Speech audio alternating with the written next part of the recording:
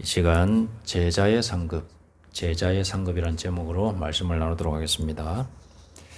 어릴 적부터 이 하나님을 믿고 우리는 살아오고 있습니다. 어릴 적부터 하나님을 믿고 살아온 또 저는 독생자 예수 그리스도를 저의 구원자로 믿으면서 살아왔습니다. 그래서 주일마다 예배를 드렸고 식사 기도를 반드시 했고 도덕적으로 윤리적으로 바른 생활을 하려고 굉장히 이렇게 노력해 왔습니다. 소위 말해서 착한 사람이 되려고 애써 왔습니다. 그런데 세상을 살아가면서 저의 신앙이 드러내는 때가 있습니다. 도덕적으로 윤리적으로는 내가 그렇게 말하지 않고 행동하면 예수님을 믿든지 안 믿든지 상관없지. 도덕적 윤리적으로는 티가 안 나요. 그냥 착한 사람이구나 이렇게 평가받을 수 있습니다.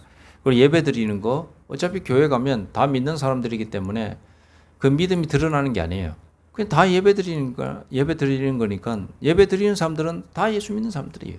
그러니까 티가 나는 게 없어요. 그런데 드러나는 때가 있습니다. 세상에서 드러나는 때가 언제냐? 식사 기도할 때 드러납니다. 물론 믿는 사람들끼리 모여서 기도하는 경우가 있지만 믿지 않는 사람들하고 식사를 같이 하는 경우가 종종 있었죠. 특히 군대에서는 더욱 그랬습니다. 식사 기도할 때에 딱 제가 기도를 하면은 이렇게 저를 놀리는 사람들이 있었습니다. 야, 너 기도할 때 우리가 맛있는 거 다 먹어버린다. 이렇게 한 번씩 놀린 사람들도 있기도 했습니다. 그리고 기도하면 또 이렇게 이야기하는 사람이 있었습니다. 기도하면 뭐가 좋냐? 이렇게 하면서 핀잔을 주는 사람도 여럿 있었습니다. 저는 그래도 꿋꿋이 식사 기도를 했던 기억이 있습니다. 우리가 믿음이 있다고 한다면 우리의 믿음을 통한 결과를 생각하지 않을 수 없습니다. 그렇게 안 믿는 사람 앞에서 제가 식사 기도를 함으로 인해서 믿음을 드러내는 이유가 있는 겁니다. 그 믿음의 결과, 보응, 상급이 있기 때문에 그렇습니다. 이거는 불경건한 것이 아닙니다. 우리가 믿는 이유가 뭐냐? 아무것도 없으면 믿을 이유가 없는 겁니다. 믿음에는 분명히 보상이 있습니다. 첫째는 내세적 보상. 이 세상 말고 죽어서의 세상을 내세라고 그러거든요. 이 내세적 보상이 있습니다. 그리고 이 현재의 세상, 현세의 보상이 있습니다. 오늘 말씀해 보니 예수님께서도 이런 차원에서 믿음의 보상을 언급하고 계십니다. 오늘 성경 말씀 읽었죠. 거기에 보니까 예수님께서도 너희의 내세에는 이것이 있다. 너희의 현세에는 이것이 있다. 너희가 나와 복음을 믿고 드러내는 대가, 상급은 바로 이것이다. 라고 하면서 말씀해 주고 계십니다. 29절 30절 말씀. 예수께서 이르시되 내가 진실로 너희에게 이르노니 나와 복음을 위하여 집이나 형제나 자매나 어머니나 아버지나 자식이나 전토를 벌인 자는, 이렇게 믿음을 드러낸 사람은 현세에 있어 집과 형제와 자매와 어머니와 자식과 전토를 100배나 받되, 조금 이따가 다시 설명해 드리겠습니다. 자세한 것은 박해를 겸하여 받고, 요거는 현세죠.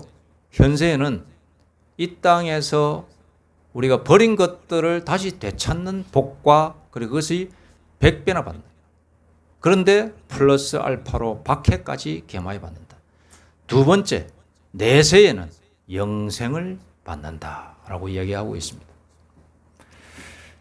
이것이 믿는 자의 보상, 상급, 상인 것입니다.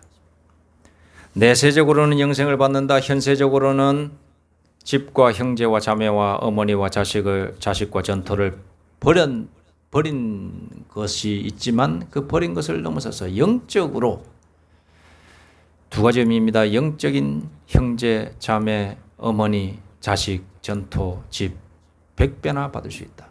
이것은 물질적인 것과 영적인 것이 있습니다. 교회 안에 들어가면 믿음의 형제, 자매들이 다 있습니다. 그 형제, 자매들이라고 하거든요. 교회 들어오면은. 그래서 나이 든 사람을 그래서 영적으로 내 어머니입니다. 이렇게 부를 수도 있는 거예요. 내 아버지입니다. 이렇게 부를 수도 있어요. 생판 모르는 남이라고 할지라도 우리는 형제님, 자매님 이렇게 하거든요. 교회 안에 들어오면. 그 이유는 뭐냐? 영적으로 예수님 안에서 우리가 믿음이 하나가 되었기 때문에 같은 믿음을 공유한 우리들은, 이 공동체는 다 형제자매다. 혈육적으로 피를 나눈 형제 자매만 자매가 형제가 아니고, 믿음의 피로 나눈 이 믿음이라고 하는 이란 공통의 역사하심, 성령의 은혜를 받은 모든 여기 있는 남녀의 무리들은 친형제다, 친자매나 마찬가지다. 그런 의미에서 예수님은 확대 해석해서 깊이 있게 말씀해 주고 계신 겁니다.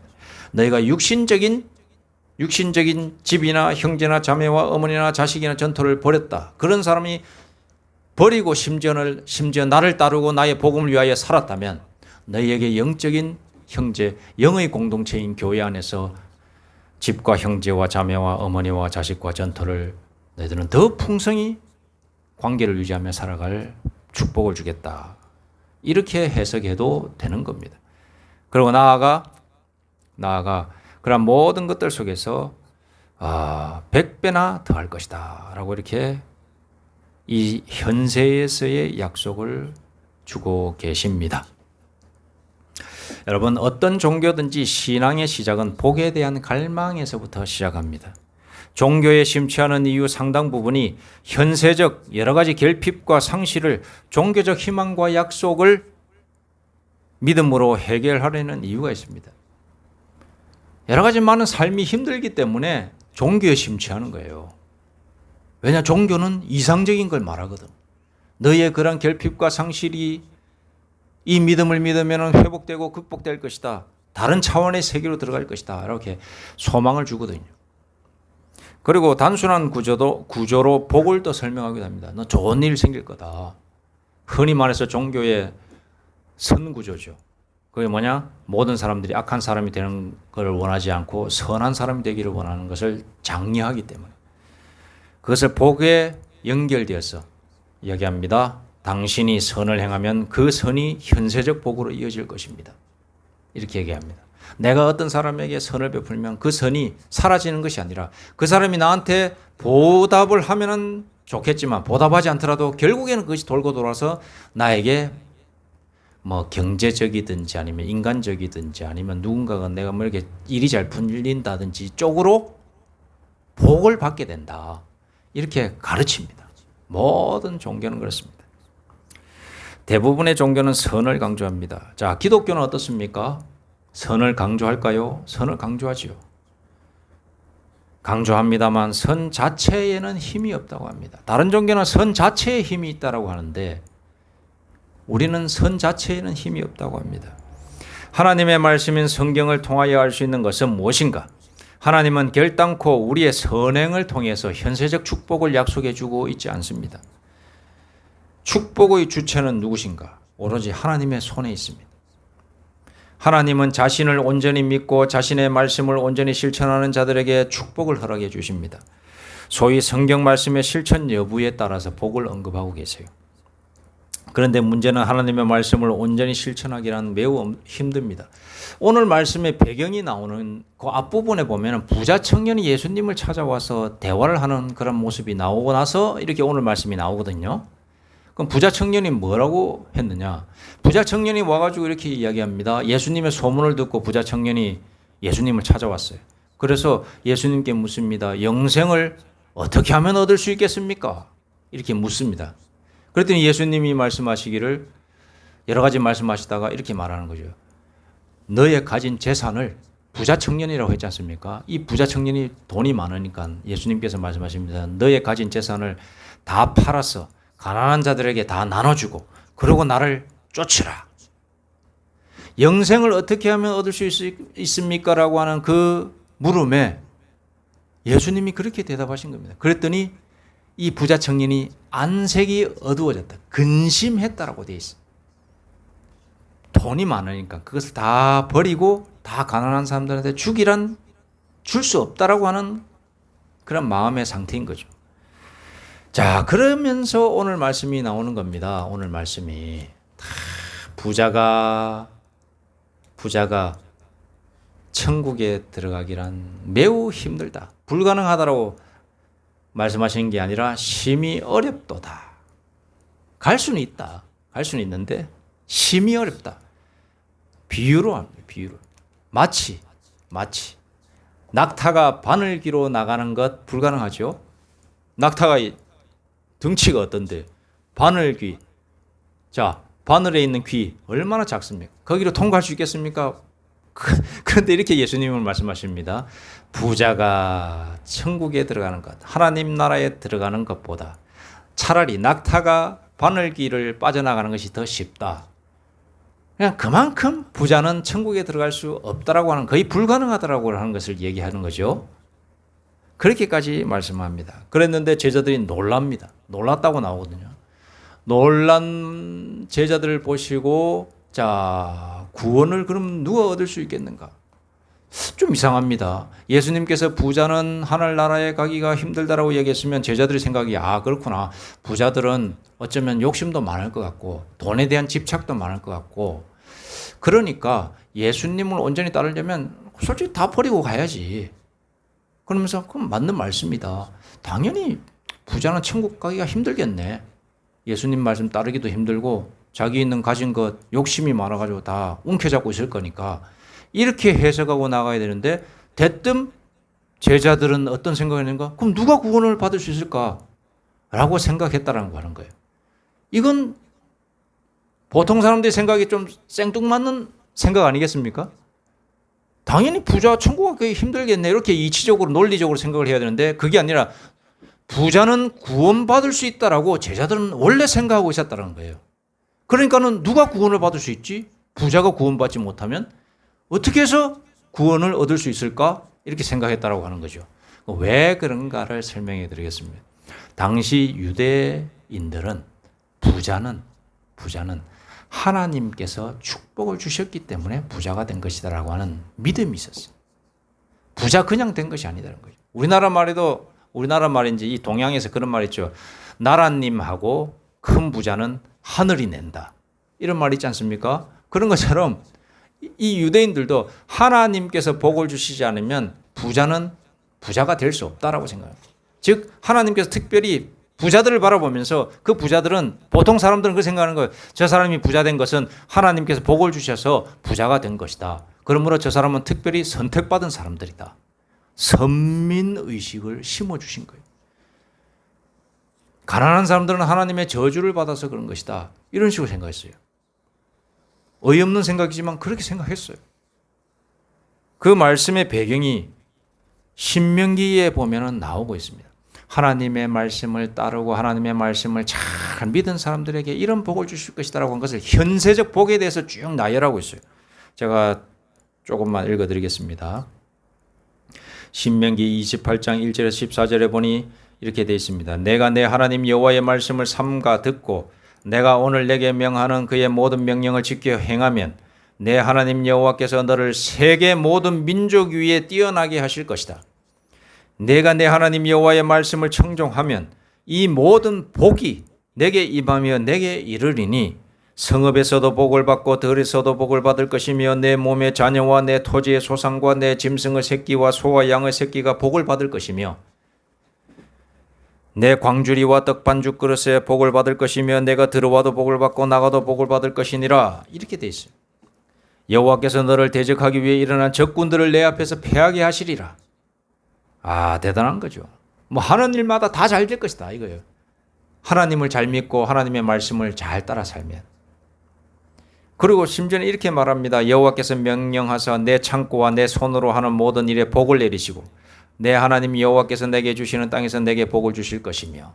목사님들이 어느 그 가게 같은 데 가서 이제 축복 기도할 때 이 말씀을 가지고 보통 축복을 많이 하거든요. 여호와께서 내게 명령하신 대로 너를 세워 자기의 성민이 되게 하시리니 이는 내가 내 하나님 여호와의 명령을 지켜 그 길로 행할 것임이니라. 하나님을 믿고 하나님의 말씀을 온전히 따르는 것이 전제 조건인데 그렇게 살면은 이런 복을 주겠다 이겁니다.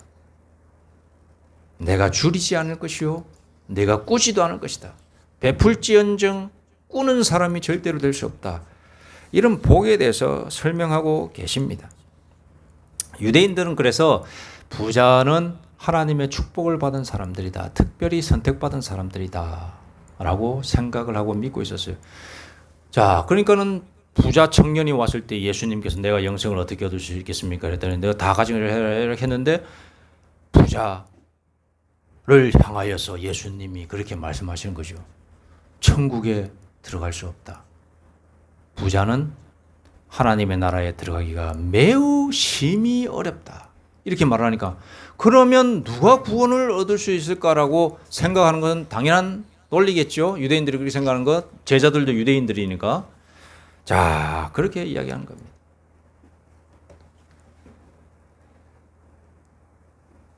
이 부자 청년은 천국에 들어갈 수 없다라고 예수님이 말씀하셨는데 이 부자 청년은 하나의 예로서 말씀하신 것이지 어떤 의미에서 그러면 오늘 말씀을 바라봐야 될까?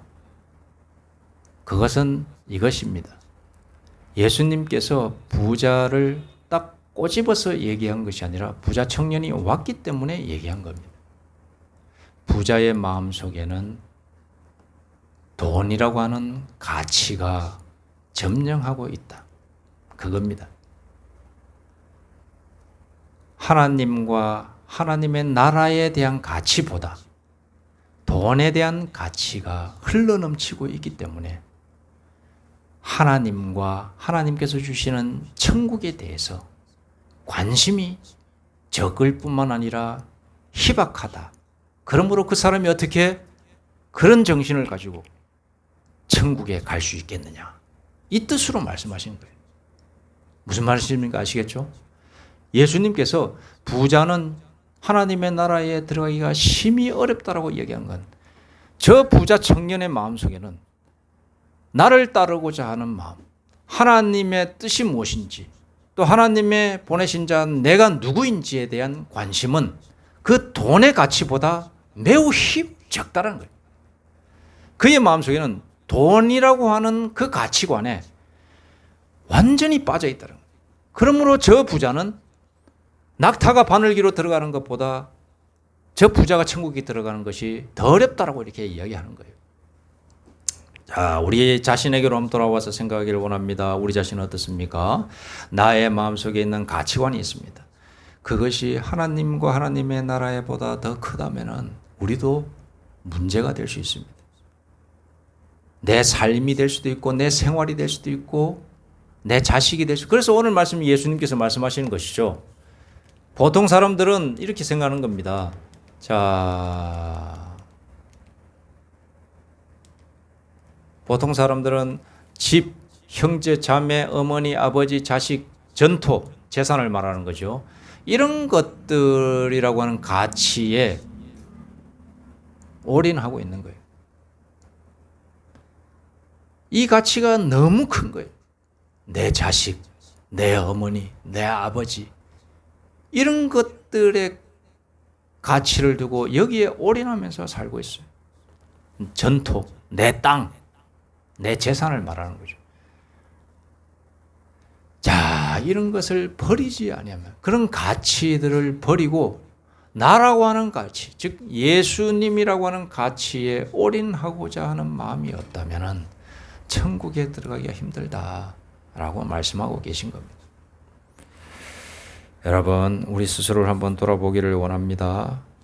자, 그러고 나서 우리 예수님께서 말씀하시죠. 자, 여기 보면은 자, 예수께서 그들을 보시며 이르시되, 자, 우리 다 함께 한번 해보겠습니다. 사람으로는, 자, 시작. 사람으로는 할 수 없으되 하나님으로는 그렇지 아니하니 하나님으로서는 다 하실 수 있느니라. 아멘. 자, 이런 말씀을 하신 이유가 뭐냐? 우리 사람의 정신 상태, 현재의 우리 마음의 상태로서는 우리가 가지고 있는 이 가치를 버릴 수가 없어요. 솔직히 자식을 누가 버리겠습니까? 어머니를 누가 버리겠어요? 아버지를 누가 버리겠어요? 내 재산, 심지어 내 재산도 못 버려요. 그러나 이 버릴 수 없는 우리 마음 상태, 사람의 마음 상태로서는 우리가 소중히 여기는 가치들을 버릴 수 없어요. 그래서 우리가 천국을 바라볼 수는 없지만, 천국에 들어갈 수 없는 상태지만 하나님의 은혜가 있으면 그런 가치들을 버릴 수 있는 힘이 생긴다. 그리고 예수님과 복음을 따르는 그런 믿음의 사람이 될 수 있다라고 하는 소망을 심어주시는 말씀이에요. 하나님으로서는 다 하실 수 있느니라. 우리가 진실된 믿음이 있으면 우리가 가지고 있는 이 귀한 가치라고 하는 것, 하나님과 관계없는 가치예요. 하나님의 나라와 관계없는 가치들, 하나님보다 더 위에 있는 가치들을 놓을 수가 있게 되는 것입니다. 우리 스스로의 힘으로 뭔가를 하려고 하는 것이 아니라 하나님의 힘으로 할 수 있게 해 주옵소서라고 기도하는 사람에게 하나님께서 할 수 있게 해 주시는 겁니다. 교회에 보면 어떤 사람이 뭐 1억을 헌금했다, 2억을 헌금했다, 뭐 전 재산을 헌금했다 이런 분들이 있거든요. 그 사람이 선심이 있어서 선한 마음이 흘러넘쳐서 그렇게 하는 게 아니에요. 그렇게 하는 사람들은 물론 뭐 타종교는 그런 어떤 가르침에 의해서 할 수도 있겠죠. 그러나 최소한 우리 교회에서 그렇게 헌금을 크게 하시는 분들의 마음을 움직이신 것은 그 사람의 선심이 아니라 하나님께서 하게 하신 겁니다. 하나님께서 하게 하시지 않으면 그렇게 할 수가 없어요. 교회에 헌금하는 것, 작은 헌금도 내가 하는 것이 아닌 줄로 여러분 믿으시기 바랍니다. 내 의지로 내 생각으로 할 수가 있지만은 그 모든 것은 하나님께서 하게 하셔야지만 할 수 있는 거예요. 저 같은 경우에도 헌금을 하게 될 때에 그 여러 가지 순간 여러 가지 계산이 돼요. 옛날에 군대에 있을 때도 헌금을 하는데 11조를 내고 나면 뭐 이런 그런 계산이 돼요. 자꾸 계산이 되는데 그 계산을 함에도 불구하고 믿음으로 드리는 경우가 있는데 그런 경우 하고 나면은 하나님께서 하신 것이구나라고 하는 것을 깊이 있게 깨닫는 경우가 많이 있습니다. 여러분, 우리가 하나님과 복음 외에 예수님과 복음 외에 큰 가치로 생각하는 것들 놓을 수가 없습니다. 그러나 우리가 기도하면서 하나님의 은혜로 감당하기를 원하는 그런 기도를 하게 되면은 그러한 것이 하게 되는 역사를 맞이하게 되는 것입니다. 오늘 부자 청년이 찾아와서 예수님에게 이렇게 말을 했지만은 예수님께서 말씀하십니다. 너가 내려놓을 수 없는 것, 근심하는 그 문제 다 나에게로 와서 나에게 다 내려놓으면 그 근심이 풀려갈 것이요. 못하게 되는 것도 하게 되는 그런 믿음의 사람이 될 수 있다라고 이렇게 말씀해 주고 계십니다. 내 마음속에 있는 믿음 없는 마음도 마찬가지죠. 하나님께 다 맡겨드리고 하나님께서 해결해 주십시오 라고 기도하면 하나님께서는 하실 수 있는 겁니다. 우리 사람의 마음으로는 할 수가 없고 받아들일 수 없지만 하나님께서 해주시면 가능해지는 줄로 여러분 믿으시기 바랍니다. 우리의 믿음도 그러고 모든 것이 그렇습니다. 이 세상을 살아가면서 우리가 할 수 없는 것들 많이 있습니다. 내 인간적인 노력으로는 할 수 없는 것들, 내 가치관으로는 할 수 없는 것들 하나님께로 나아가서 내려놓고 하나님께 요구하고 바라고 간절히 구하면 하나님께서 해 주실 줄로 믿으시고 오늘을 살아가시는 저와 우리 모두가 되기를 간절히 소망합니다. 기도드리겠습니다. 하나님 아버지, 사람으로는 할 수 없는 것들을 하나님께서는 다 하실 수 있는 줄로 믿습니다. 인간의 육정으로 뭔가를 판단하지 않게 하여 주옵소서. 하나님께서 역사하심으로 말미암아 모든 것이 가능한데 그것을 제한하거나 한계를 짓지 않게 하여 주옵소서. 하나님께 모든 것을 맡기고 나아가는 저희 모두가 될 수 있도록 인도하여 주옵소서. 예수님의 이름으로 기도드립니다. 아멘.